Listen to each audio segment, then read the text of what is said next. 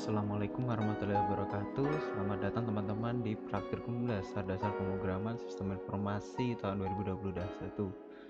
Kali ini kita akan belajar mengenai materi OOP atau Object Oriented Programming pada bahasa pemrograman C++.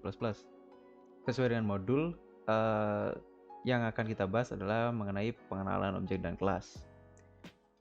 Nah, lebih lengkapnya, kali ini kita akan mempelajari 4 buah materi atau submateri. Yang pertama adalah kelas, yaitu tempat yang digunakan sebelum membuat objek. Kemudian ada objek, yaitu hasil konkret dari kelas. Kemudian ada metode, yaitu fungsi yang dimiliki oleh kelas. Dan terakhir ada constructor, yaitu metode yang namanya sama dengan nama kelasnya sendiri. Nah, teman-teman pasti awalnya akan bertanya-tanya, apa sih itu OOP? Nah, Object Oriented Programming atau OOP merupakan pemrograman yang menitik beratkan pada pembuatan objek yang berisi data member dan member fungsi. Berbeda halnya dengan pemrograman prosedural yang hanya menuliskan prosedur atau fungsi yang menunjukkan operasi pada data tersebut. Nah, untuk pemrograman prosedural ini sudah teman-teman pelajari sebelumnya di materi fungsi ya. Jadi kan kemarin sudah belajar tuh tentang fungsi prosedur. Berikut dengan parameter, terus dengan rekursif dan lain-lain. Nah, untuk kali ini kita akan belajar tentang OOP ya. Nah, sebenarnya di C++ ini dia adalah pemrograman terstruktur.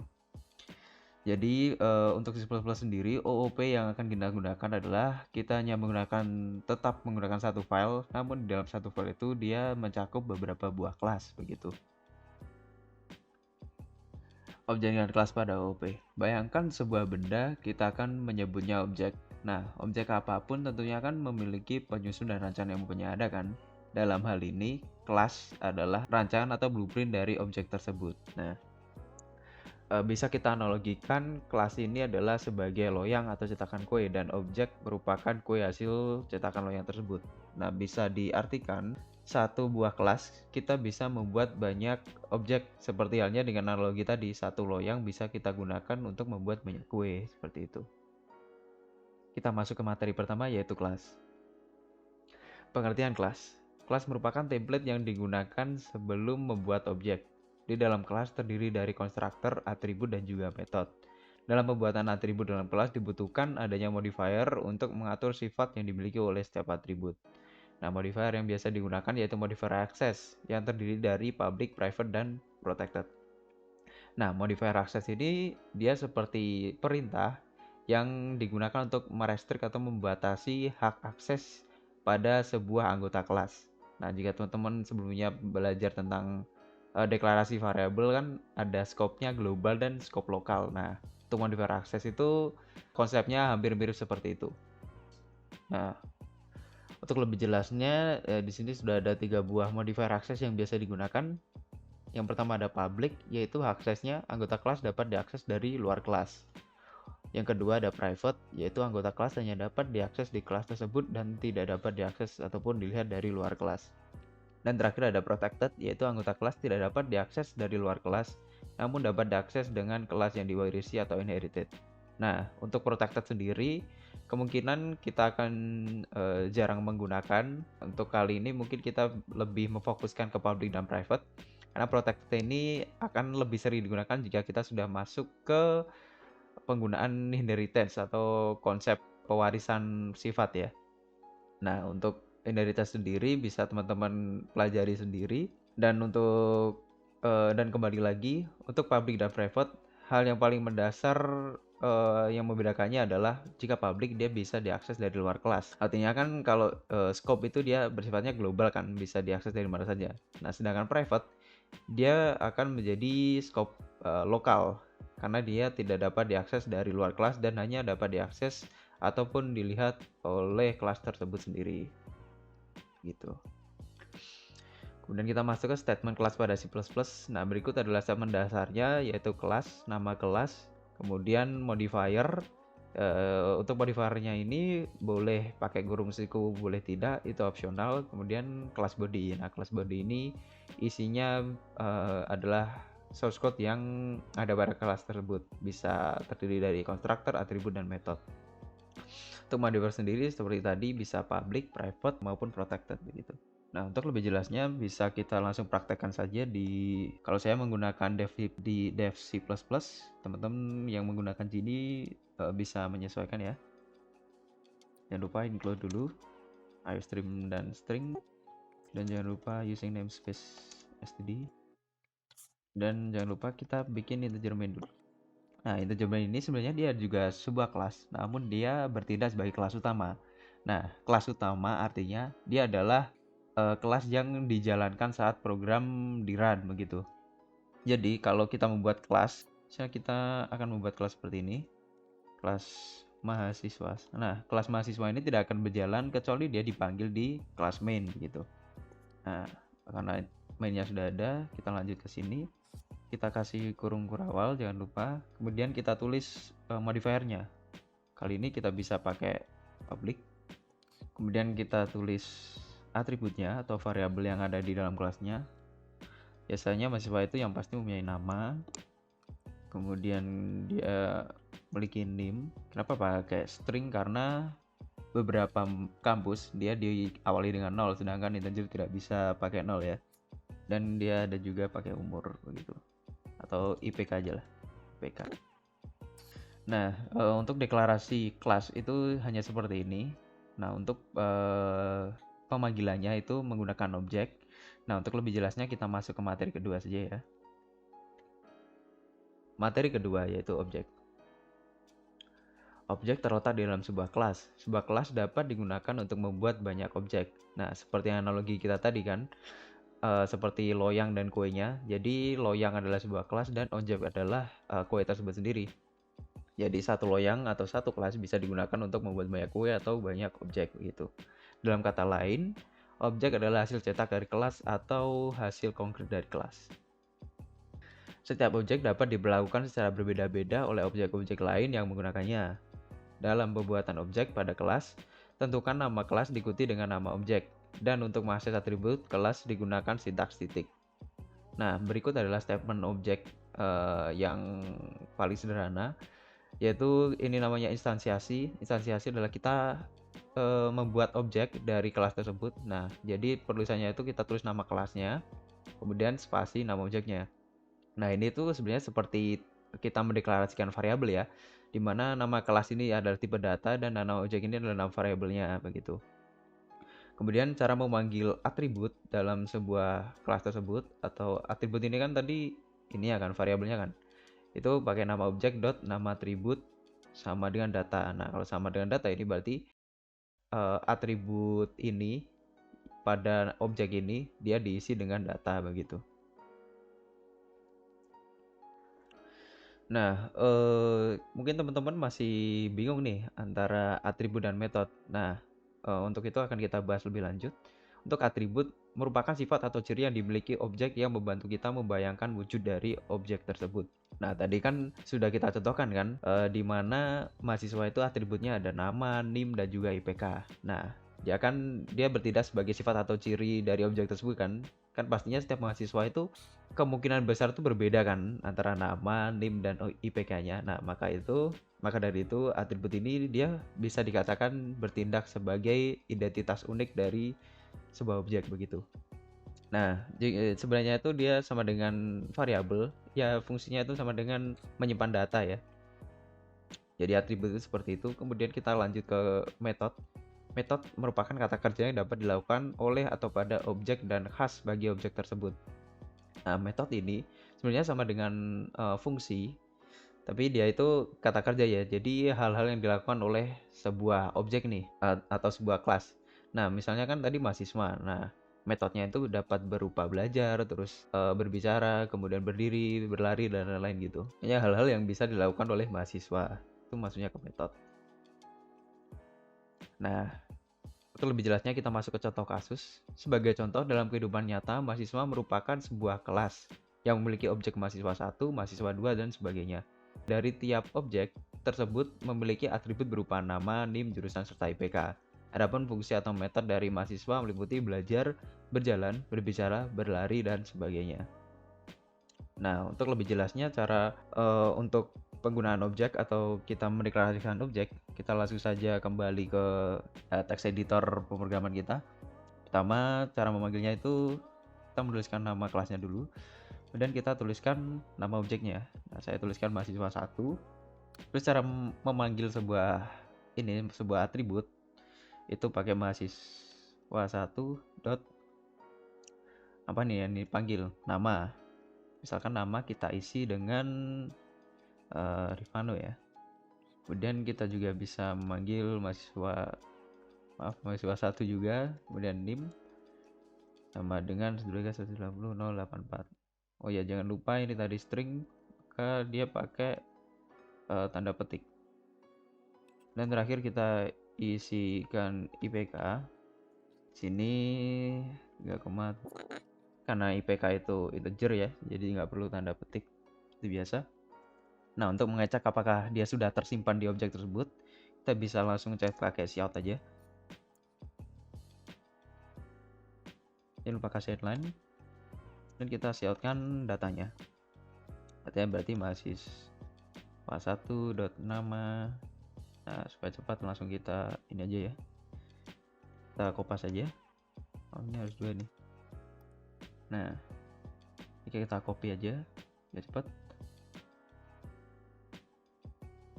Kalau sudah, langsung kita coba compile dan run.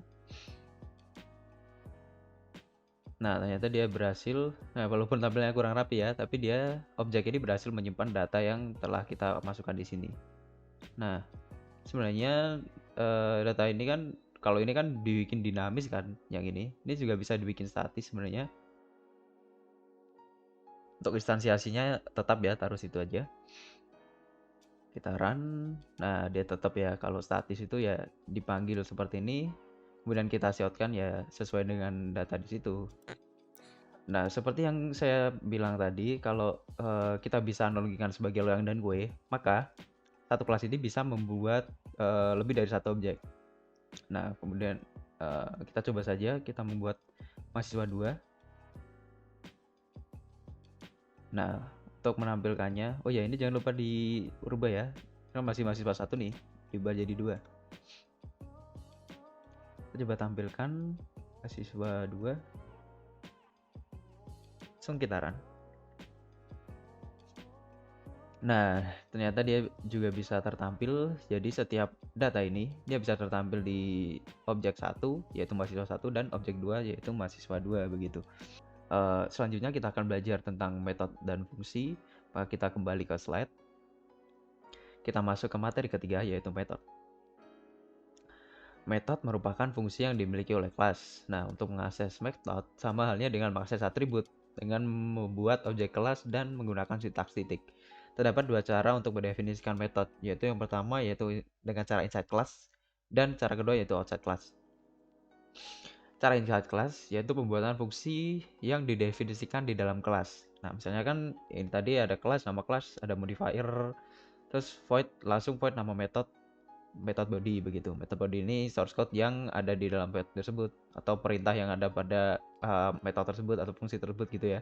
Nah, jadi dia tuh langsung di dalam kelasnya sini. Terus cara memanggilnya itu sama seperti atribut, cuma karena dia metode seperti fungsi, dia itu pakai kurung buka kurung tutup begini. Itu juga sebenarnya bisa dipakein parameter. Nanti akan kita coba. Ada juga cara kedua yaitu outside class, yaitu pembuatan fungsi didefinisikan di luar kelas. Untuk mendefinisikan di luar kelas, diharuskan untuk mendeklarasikan fungsi terlebih dahulu di dalam kelas. Nah, kalau ini itu sebenarnya penulisan nama metodenya. Kan ini tadi kalau inside class kan di sini void nama metode terus langsung kan method body. Kalau ini void nama metode langsung titik koma, terus isinya itu kita taruh di luar kelasnya ini. Kita tulis void nama kelas titik 2 kali nama metode. Nah, ini mengindikasikan bahwa void nama metode ini merupakan bagian dari nama kelas begitu. Jadi kita tuh manggil nama kelas terus nama metode begitu. Terus metode bodinya kita tuliskan di sini. Nah, untuk lebih jelasnya mungkin langsung kita praktekkan saja untuk metode itu. Nah, untuk metode misalnya itu kita di sini kita bikin void. Apa yang dilakukan mahasiswa biasanya yang pastinya belajar ya. Nah, ini kita coba yang inside class atau yang di dalam kelas penulisannya. Yang kita tuliskan cout saya belajar dasar pemrograman. Nah, ini kalian lain. Maaf ini tadi koma salah ketik. maaf. Nah, untuk pemanggilannya tuh sama seperti atribut. Jadi misalnya mahasiswa 1 kan kita udah punya tadi mahasiswa 1, mahasiswa 2. Cara pemanggilannya tinggal gini. Mahasiswa 1 dot belajar. Nah, ini sudah muncul rekomendasinya. Terus coba kita run ya. Dia harusnya muncul di bawahnya sini nih. Atau ini kita komen dulu ya biar tidak bingung. Nah, setelah dikompil dia akan menjalankan metodenya, yaitu saya belajar dasar-dasar pemrograman seperti itu. Nah, kita bisa juga pakai cara kedua, yaitu dengan cara outside class. Kalau outside class itu kayak tadi ya, jadi deklarasi namanya tetap di dalam void belajar. Kita giniin, kita kopas aja. Nah, terus penulisannya itu taruh luar nih. Kita tulis void nama kelas berarti mahasiswa ya. Mahasiswa, terus titik 2 belajar. Ini nama metodenya tadi. Ini kita mau manggil belajar yang ada di dalam mahasiswa begitu. Terus jangan lupa kurung bunga kurung tutup. Nah, bisa langsung kita kopas aja. Nah, kalau outside class itu begini, void belajarnya tetap di dalam, tapi untuk isinya kita taruh di luar begitu. Kalau di run, apakah sama? Ya ternyata sama aja begitu ya. Jadi ada dua cara, bisa inside class atau outside class. Kalian bebas pilih yang mana sesuai kebutuhan. Untuk penggunaan metode ini sama seperti fungsi ya, jadi dia bisa dipakein parameter juga. Kalau parameter itu misalnya di sini kita kasih ini deh, kita kasih string mata kuliah, kita taruh dalamnya juga. Saya belajar plus mata kuliah. Saya belajar mata kuliah, terus ini kita tulis dasar-dasar pemrograman. Kita coba run, apakah bisa? Nah, saya bisa ya, saya belajar dasar-dasar pemrograman. Kalau ini kita hapus, kita coba hapus ya, salah satunya. Nah, dia akan error. Jadi, untuk penulisannya itu disamakan ya antara satu yang lain. Untuk outside class-nya sendiri, namanya tuh sama aja. Kalau kita bikin insert begini juga sama saja. Sarannya untuk membuktikan, nah, jadi sama saja ya. Untuk inside class dan outside class akan menghasilkan hasil yang sama begitu. Kemudian selanjutnya kita akan belajar lebih dalam mengenai metode, yaitu kita ada yang namanya constructor. Kita masuk ke materi 4. Constructor merupakan metode yang namanya sama dengan nama kelas di mana metode tersebut berada. Constructor dieksekusi pertama kali saat suatu kelas diinstansiasi menjadi objek. Nah, kemudian biasanya konstruktor digunakan untuk menginisialisasi nilai awal atau memberikan nilai default pada atribut-atribut yang dimiliki oleh suatu objek saat objek itu pertama kali dibuat. Dan terakhir, konstruktor berfungsi untuk meringkas data yang akan digunakan. Nah, di sini ada NB juga. Fungsi konstruktor tidak membutuhkan return type. Nah, jadi intinya itu konstruktor digunakan untuk memberikan nilai default ya, atau nilai awal. Nah, teman-teman juga jangan bingung istilah menginisialisasi dan menginstansiasi ya. Kalau instansiasi itu kita pembuatan objek. Kalau inisialisasi itu dia memberikan nilai awal gitu, memberikan inisial ya begitu. Nah, statement dasar konstruktor itu seperti ini, nama kelas, terus konstruktor body. Nah, konstruktor ini kan harus sama kan namanya dengan nama kelas. Ya, terus implementasi parameter, nah nama kelas, tipe data variabel. Data variabel ini biasanya itu atribut kita. Jadi atribut kita itu diisi ke dalam konstruktor ini. Jadi dia memberikan nilai awal begitu. Nah, dalam konstruktor dideklarasikan namespace dari atribut berdasarkan parameter tersebut. Nah, untuk lebih jelasnya kita langsung belajar aja tentang konstruktor. Jadi kalau konstruktor itu kita taruh sini aja ya. Kita taruh bawahnya sini aja langsung. Kita tulis mahasiswa karena dia harus namanya sama dengan nama kelasnya. Terus kita tulis lagi nih atribut-atribut yang ada nih. Tapi bisa kita bedain juga. Nah, misalnya kita punya string X, kita punya string Y, dan juga integer Z. Setelah itu kita bisa langsung begini. Untuk nama itu bisa pakai X, nim, kita masukkan Y dan IPK sama dengan Z. Nah, kalau begini kan untuk pemanggilan kelasnya kita bisa pakai parameter langsung kan. Jadi kita harus menentukan string X, string Y, dan integer Z yang akan dimasukkan ke sininya. Nah, terus mungkin ini cara yang lebih efisien daripada tadi. Kan ini tadi kan dimasukin satu-satu, terus dia nanti dikeluarin satu-satu gitu kan. Nah, itu rawan pemborosan memori karena dia berulang-ulang begitu. Nah, makanya cara yang lebih baik adalah memakai konstruktor ini. Terus setelah itu cara pemanggilannya kita nggak pakai kayak gini nih. Satu pakainya misalnya kan tadi ini saya keluarin dulu deh. Kita pakaiin kurung buka dan kurung tutup untuk mengisi dari konstruktor itu sendiri. Kita isi sesuai namanya di sini. Gitu, jangan lupa kasih titik koma. Dan yang mahasiswa 2 terbawah aja ya. Nah, artinya yang ini tadi sudah tidak kita gunakan lagi. Nah, kita hapus saja. Terus cara menampilkannya itu sama aja kayak tadi. Untuk komen itu kalian bisa blok terus kontrol slash ya. Slash yang ada tanda tanya itu, bukan backslash ya. Jadi itu sebagai shortcut untuk melakukan komen begitu. Mungkin metode kita udah nggak gunain. Nah, kita coba run ya. Konstruktornya akan bekerja. Nah, ternyata hasil yang di outputkan adalah sama seperti yang kita lakukan tadi. Jadi intinya tuh konstruktor itu digunakan untuk menginisialisasi nilai awal. Jadi nilai yang kita masukkan ini dia akan dijadikan nilai pada objek tersebut. Kan objek tadi merujuk pada kelas kan.